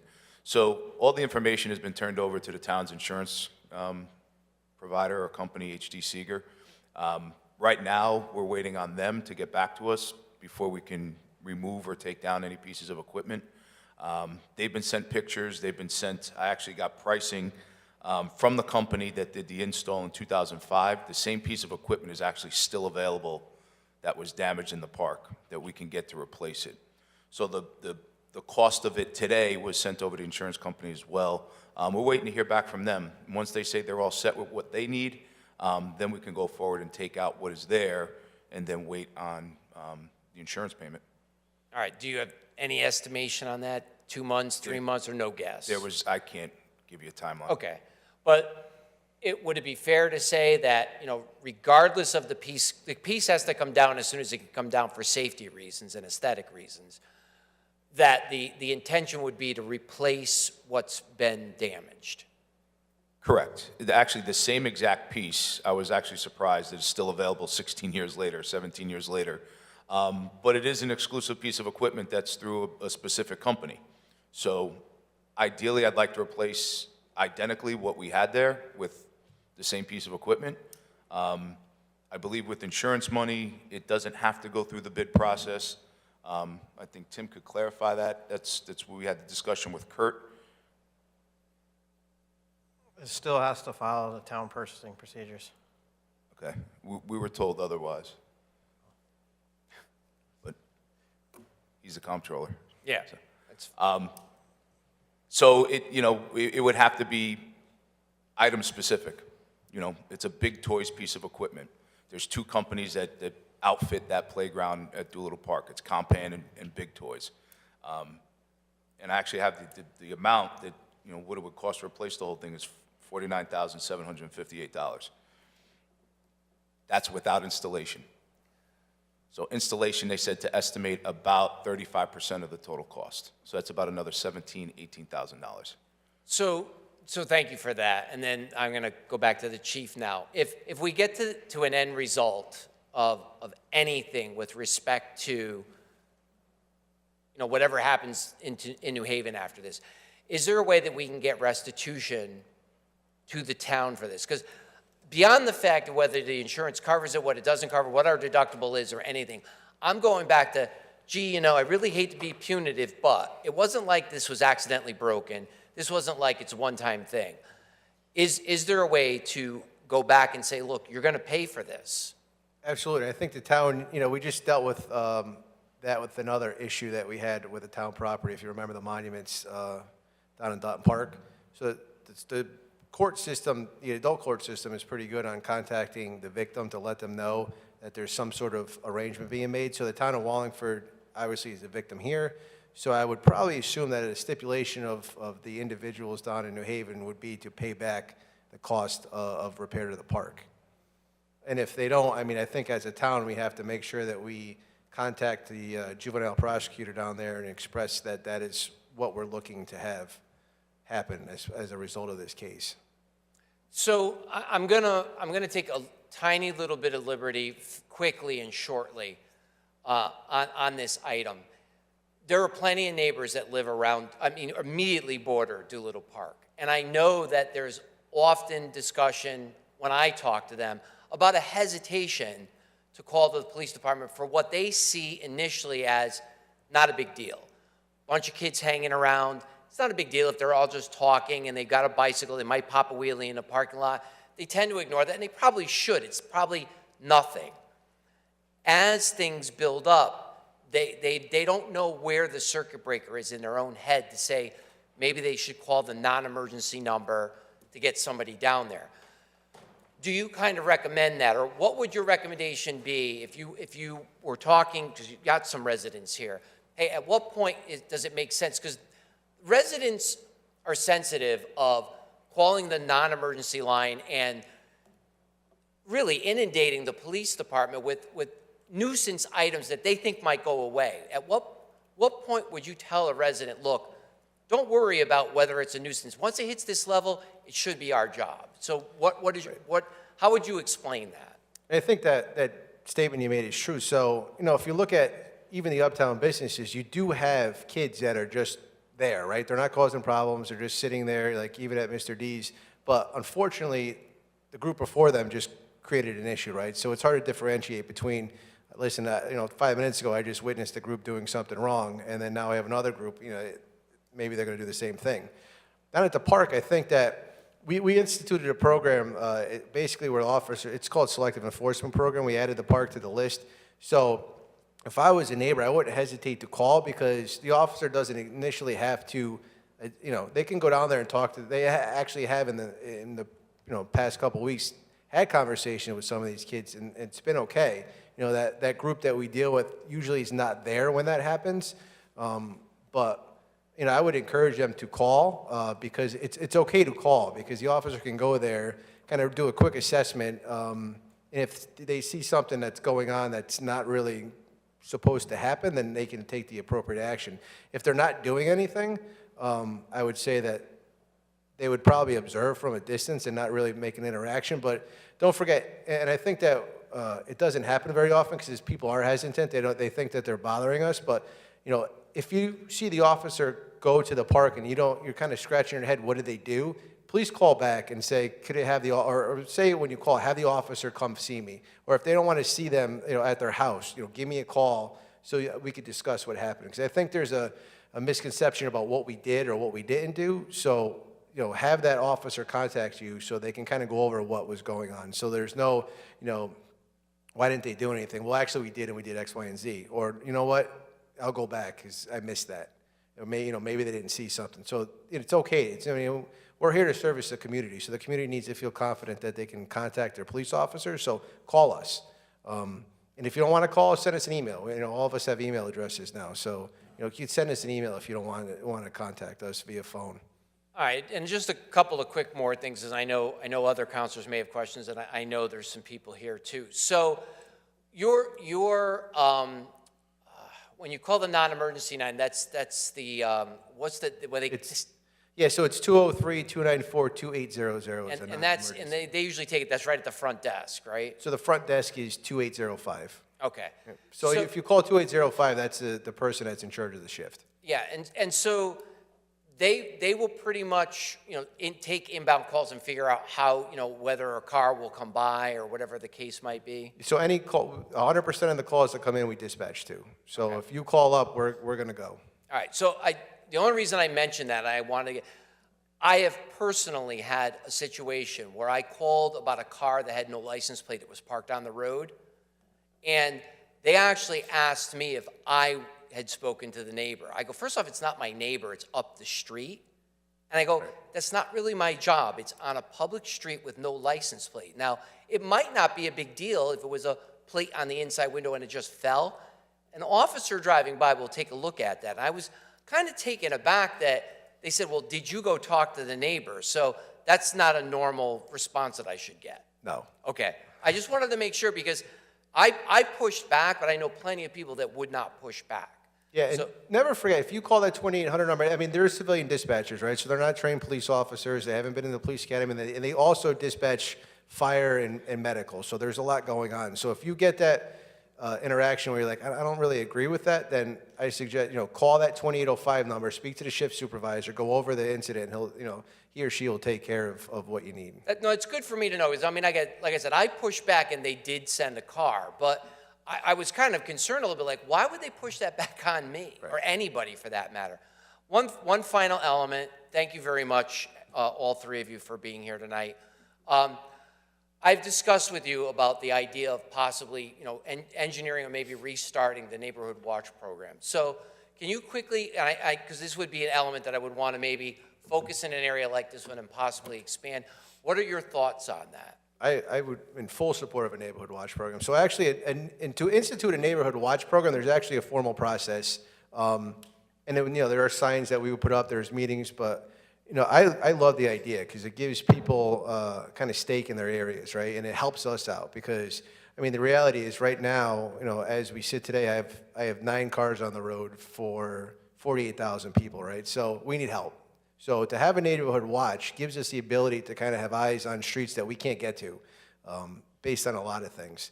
So, it's not a vigilante program. We don't want people engaging anyone that they see, but I think it's important to have, people out there, because who knows better than the people in your community, right? Like you said, that car doesn't have a license plate. That's not normal, right? So only the people that live in that neighborhood, can tell that. That Acura doesn't belong parked in that driveway. They're not even home, right? So the Neighborhood Watch is a great idea. I think that it gives people a stake. It bridges the gap between us and then, some of the areas that we don't get to. And you have meetings, right? So you have a formal meeting. People know what the police department's doing, what they can and cannot do, and we know what's going on in the area. So I highly encourage it. If we could get that fired back up, I think that would be a benefit to everybody. All right, so that's something I work on, and I kind of want to just close my comments on that one item. I don't want people to misconstrue what a Neighborhood Watch would be, and you use the term like, this is not a vigilante group, and it's absolutely not that, No, right? Absolutely not. And sometimes it just takes a little bit of framework. People don't understand what they can do, and they don't understand the impact of what that could be. I'm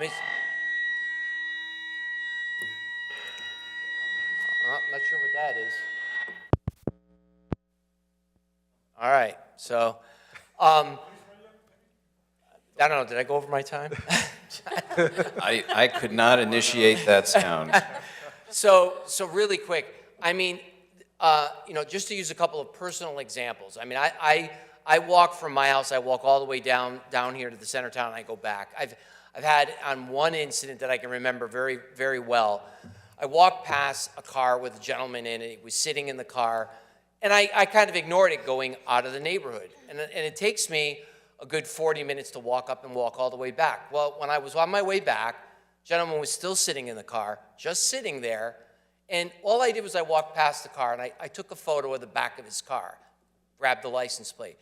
I continued on my way, jumped out of the car and challenged why I took a picture of his car. I go, because I saw it twice, and I don't know who you are. Well, what are you going to do with it? I go, nothing, unless something happens in the neighborhood, and then when the police arrive, I can say, there was a car I never saw before, here's the plate. Well, you got no business doing that. I go, I have the same business doing that you do to sit on the side of the road. There's nothing wrong with you sitting there, just being parked. There's nothing wrong with me taking a picture of the car parked in the road, unless there's a problem.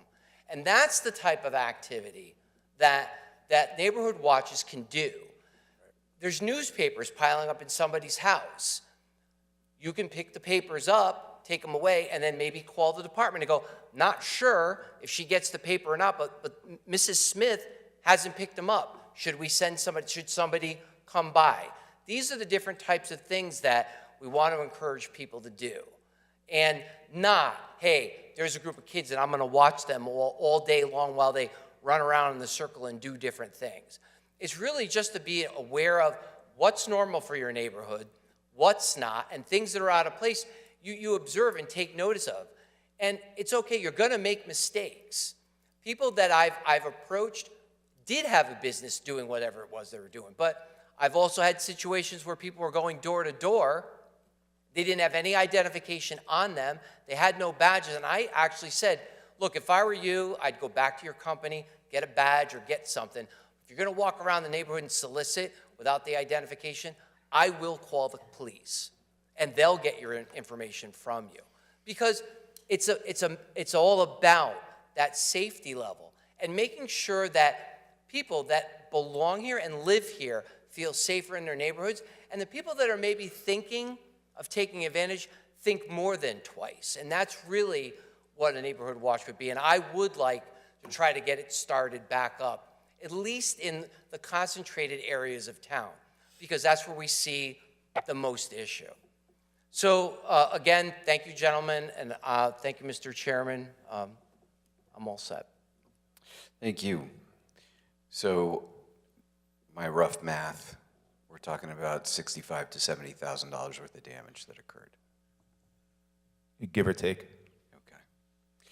Okay. Seriousness of a crime, the value of the damage caused by the crime is a factor in what? So in this case, this is some kind of felony. Right, so it's criminal mischief in the first degree, which is a felony. Okay. So you know, we've been hearing about Doolittle Park for a couple years, and now we have an incident that's risen to an unprecedented and clearly unacceptable level. So I'm hoping that juvenile court in New Haven will certainly pay attention to that. You know, I have friends who are juvenile prosecutors, and they're incredibly frustrated.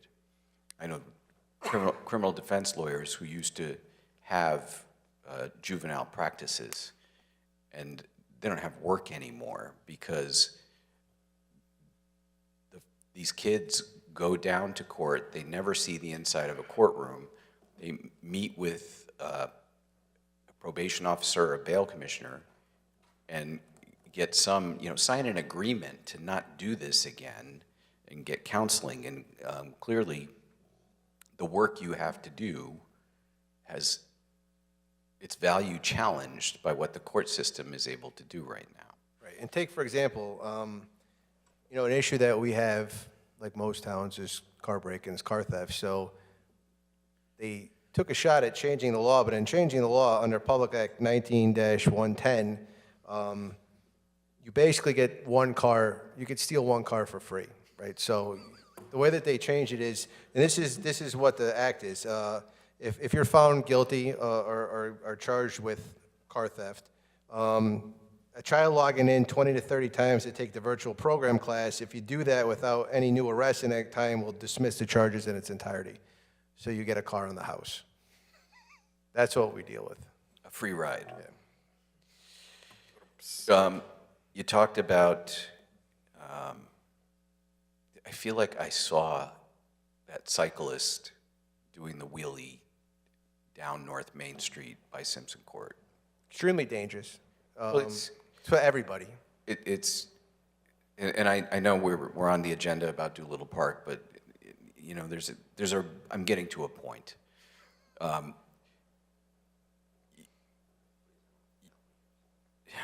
You can be at that intersection at 5 o'clock on a Friday, and you can see several cyclists taking on that incredibly dangerous behavior, dangerous to themselves, dangerous to the motorists who don't want to hit them. You mentioned that you had an opportunity, officer had an opportunity to confiscate a bicycle, made the kid's parents come in. What I'm getting at is I want to know what the interaction with that child's parent was like. So it wasn't their direct parent, it was a guardian, and they were okay, but there are times the interaction is not very positive. More, why would you take my kid's bike? You have no right to do so. You know, I'm suing you, and we get that a lot. But it's the action that got us there. We just didn't arbitrarily just take someone's bike for no reason at all, so. Why would you invest an officer's time in that? So, I mean, that's why, you know, the ordinance change does give some teeth behind it, because it is imposing a financial penalty on the second time, and it also gives us the ability to take that bike and talk to the parent without, you know, if it's the ordinance and there's no argument, that's what it says. So we are within our right to take the bike, and we'd like to have a conversation with you. I appreciate that, and I hope those conversations have an impact, and I'm concerned and not optimistic based upon what you're telling me about what happens when you have the opportunity to talk to a parent of one of these children. But I'm certainly grateful for your persistence in that regard. It has to be a hard time to be a police officer, to run an agency like you do, when, you know, community cooperation, or certainly cooperation of those who need your help, is limited. So, thank you. Thank you. Councilor Allenson. Hello. Thank you for being here and spending your time with us. I wanted to ask, so I was going to ask all of these statutory limit and things, but Chairman Cervoni is an attorney, so he answered all of my questions.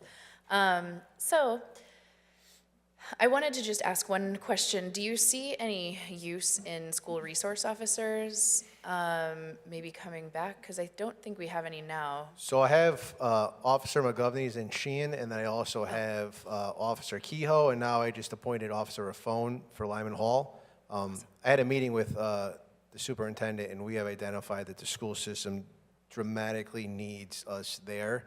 And it's not for security, right? So it's not a security position. It's an interactive position. They work with the administration. They identify issues, mental health needs. It's been invaluable, and just having, you know, a part-time person up in Sheehan, but, you know, it needs to be expanded, because what you see in the high schools kind of goes along with what we see outside the high schools, right? There needs to be positive interactions. I think you have a lot of them. You know, in Sheehan, there's an office that our officer has where people can come in and talk to her, and they have, and, you know, they've gone over some issues that they've been having, and we're able to get them help. So I think they're invaluable. And, you know, the program can, you know, add on as we go. You know, there's things that we can add to it as we go. But right now, you know, I think that if you ask the schools, they truly need us there. And do you, are you budgeted appropriately, do you think, for the level that, I mean, obviously right now I'm not saying, like, you know, you're making it work, but in the future, could you use more budget to expand that, or do you think we're filled with, or it's substantial for the level that we need? I think that, you know, the high schools are important. I think the middle schools are very important. We don't, you know, we have maybe a visit to the middle school, but nothing, you know, substantial as far as time-wise goes. As we move forward, I think you really have to look at, you know, some of the things that other towns do. And I've had this conversation with the superintendent that a lot of these other towns, they do two things at once, right? So they have an SRO in the schools to deal with a lot of the issues that the kids are having, but they also, we need security, right? And I don't want my SROs being that security officer. It's not their job. But there are other towns, like if you look at like North Haven or North Branford, they have a certified police officer, usually retired, that goes in and they handle that security portion of it. So if you could get creative in doing that, I think that expands on what our SROs can do, because they don't have to worry about any of that other stuff. There's someone there that can do that. And you would say, sorry, just a follow-up to that one, and you would say that we could use both? Yes, absolutely. Absolutely. In 2022, absolutely, yes. I think that the school system and the manner in which your schools kind of operate and the kids that are there has changed over the years, and we need that kind of dual use there. Okay, thank you very much. Do you talk to chiefs in surrounding communities? Are they having similar issues with youth that we're having? Yeah, so I mean, it's all, you know, relative to the community, right? So I talked to Chief Jacobson in New Haven, and they have a lot of gang problems, a lot of shootings, a lot of gun possession, stolen cars. A lot of the cars that get stolen from Wallingford end up being used in felonies in New Haven. You know, the cars are stashed on the side streets and then used in a crime. Kids are the ones that are stealing it because they know that nothing may happen to them, so it's easier for them to go steal the car than an adult. I talked to Chief Rosado in Meriden. They're also having the same issue. You know, he told me a story about a kid that had, like, you know, maybe, you know, upwards of 5 to 10 stolen cars and still was out. You know, they arrested him, got out, and went and stole another car that night. So, I mean, all the, you know, Hamden, same thing. Everyone's kind of seeing the same kind of thing. It's just relative to what you have in your communities and what's going on. But everyone's having issues with juveniles and the lack of consequence to a lot of the juveniles. There are some juveniles that, programs work, but there's a vast majority that it's not working because they don't want it to work, and there needs to be something punitive there to kind of help the community out. Thank you. Councilor Carmody. Thank you. Thank you, Mr. Chairman. Good evening, gentlemen. Chief, I had a question. We spoke earlier today about the installation of cameras at the park as a deterrent for criminal activity. Right. And I know this has been an ongoing discussion for the past year or so. And we talked about how I've had a few residents reach out to me concerned with privacy issues and their civil rights or civil liberties, I should say, while they're in the park. And I was just hoping you could go through the whole process about, what the cameras would entail and the process in installing them. And you explained to me how it is a complicated process, and that is why it's been a prolonged process to install them. And so I was hoping you could just explain that for the benefit of everyone here. Right. So, I mean, we went with a camera idea, I think, because it helps, document what's going on, right? So it helps document activities within the park. It helps us identify things that we might not have seen. Kenny has talked about vandalism to the playscapes. With no camera system, we don't know who that did, who did that. But at least with a camera system, we'll be able to at least get a picture of some of the people involved, because using the school resource officers, those are the ones that identify a lot of these kids that are doing some of these incidents. So we figured a camera system would be an appropriate addition to the park. What we have found is that I think me and Kenny kind of worked on it. We didn't really understand the vast scope of the project, right? So when Kenny, he's right here, he could tell us, the same story. I thought we're just going to set up a couple cameras, like, Ring cameras, and we're going to be good. That's not the case. So when we initially had a lot of companies come to the park to kind of survey the area, and we were told probably by 4 or 5 companies, they can't do it. It's too much. The park is too big. Being able to get the image, the live images to the police department is beyond their capabilities. So we actually we put the project out to bid. We did a pre-bid walkthrough at the park, and then we received questions to try to clarify some things, both on site while we were walking around, and then afterwards, to the point where I think we reached almost 50 questions, and we kind of quickly realized that we needed to change the project. So we brought the electric division out, who was great, and they installed some power, because what a lot of the companies were saying is that there was inadequate power for the cameras that they wanted to put up. So we had Tony from the electric division. He came and he ran 2 main ports to kind of power up the park, because what we believed were live poles were not live poles. So we put some live poles in there. And then the whole issue becomes, how do you get the signal back to the police department?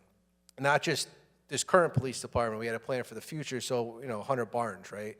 So there's a few ways to do that. The easiest way, and probably the least secure way, would be to have a modem on site, kind of, stream that signal to the police department. The problem with that is that if the signal goes down, you have no cameras, and it could be tampered with, right? So you'd have to put a box somewhere in the area, and that box could be tampered with, which would take the whole system down. So there's 2 other options that we were told. One, there was a direct link between our radio towers, which would be a microwave system, so that would be easily allowed to shoot the signal from Doolittle to 135 North Main Street, and then piggyback that to the new building, if we had to put a tower up there, which would make it easier. Again, there's only a few companies that have the capability to do that. Or we could have a fiber infrastructure, right? So fiber runs would help us, right? So if you ran a fiber run from Doolittle to the police department, and then you ran a fiber run from this current police department to 100 Barnes, it's an unbreakable signal that we can have at lightning speed. So we can keep that live feed without interruption, but it costs a lot of money. I think that the estimates were anywhere from $600 to $1,200 a month for the service, but that would include installation, and they would maintain it. So we have retooled the whole thing, identified some areas in the park that we didn't have covered initially, and we're ready to go out to bid, but it took so long because we ran into so many different obstacles that we just got kind of, every time we were ready to go, there was something else. Friday before, Kenny was down at the park, working with the electrician on meters for the cameras because they needed to be metered. So that was another thing that we didn't plan for, that we had to kind of put the brakes on everything and do. But, we hope to get that thing out now so the companies that have the capabilities to put the infrastructure up can do so. That's great. And when we did speak earlier, you did address privacy issues, if you could just touch upon Right, so we made sure that the cameras, and we told any company that showed up, and, we'll stress that again in the pre-bid walkthrough, on this time around, is that, the cameras are not to shoot the neighbors, right? So the cameras on that fence line, the closest to the playscape, will not go into the neighbors' yards. And we made a point to make sure that the camera angles face towards the park and nowhere near any of the residential areas, both on the park side and on the basketball side. That's great. Thank you all for what you do. Thank you, Mr. Chairman. Thank you. I see no other hands on the council. Members of the public like to be heard. If you do come up, please identify yourself, name and address for the record.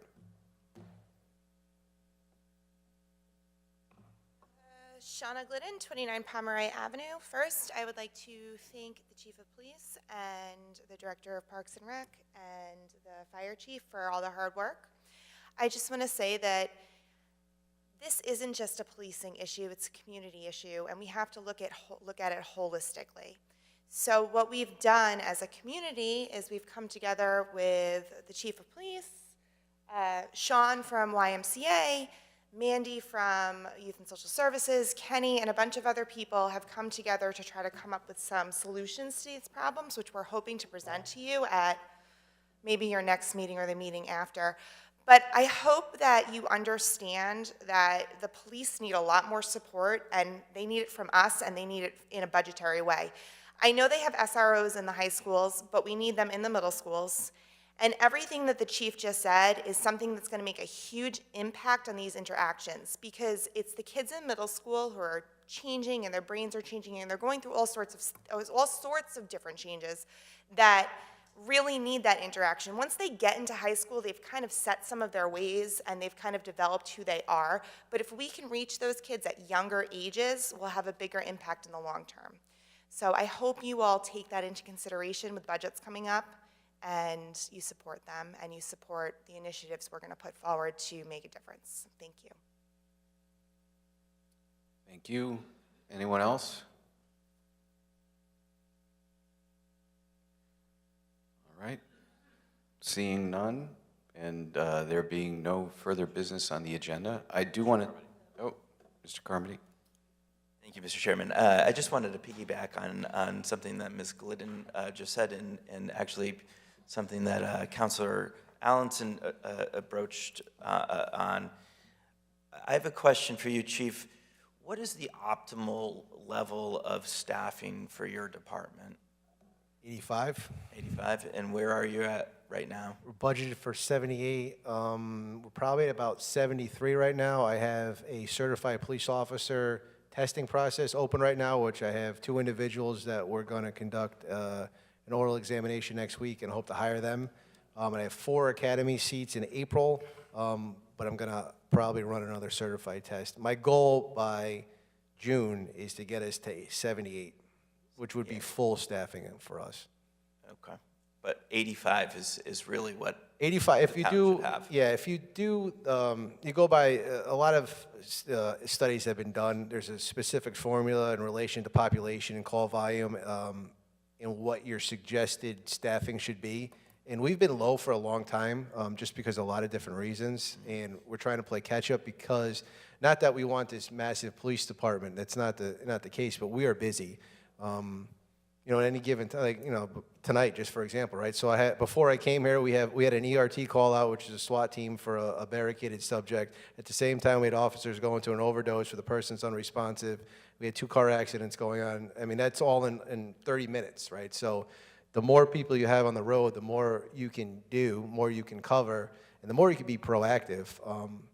Because of, especially that 4 to 12 shift, they're so busy that a lot of the proactive becomes reactive because they're just, waiting for what's next. So you add to staffing, specialize a little bit in your specialized units, but it gives you more coverage on the road. The current building right now can't hold 85 police officers. The new building can.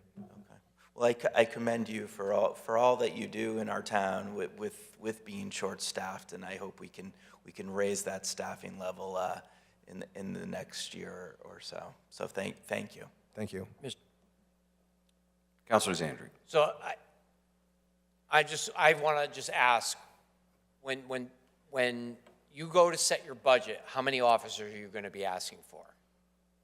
I think that all depends on where we are. I'm not going to come before you and ask for 80 if I'm not close to that, right? So I would never do that. So I need to really kind of look at where we are, how fast we can hire.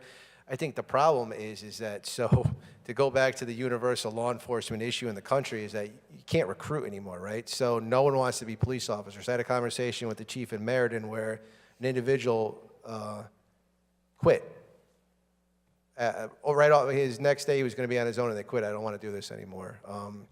I unfortunately have had to get rid of 3 individuals right before 2 before they graduated the police academy, and 1 before they went in the police academy. So what was used to be guaranteed when you hired people, you're going to, now it's you roll the dice to see if you're going to do it. A test that would generate maybe 50 people for you, for us as the Wallingford Police Department, you're lucky if you get 4.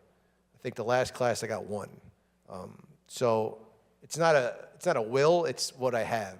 I can hire with the best of them, but I just need the people there to do it. Well, I guess the reason I asked the question is I remember a couple of budgets ago, it may have been 3 budgets ago, there was a discussion up here about adding a couple of police officers. It might have been for the officers at the schools.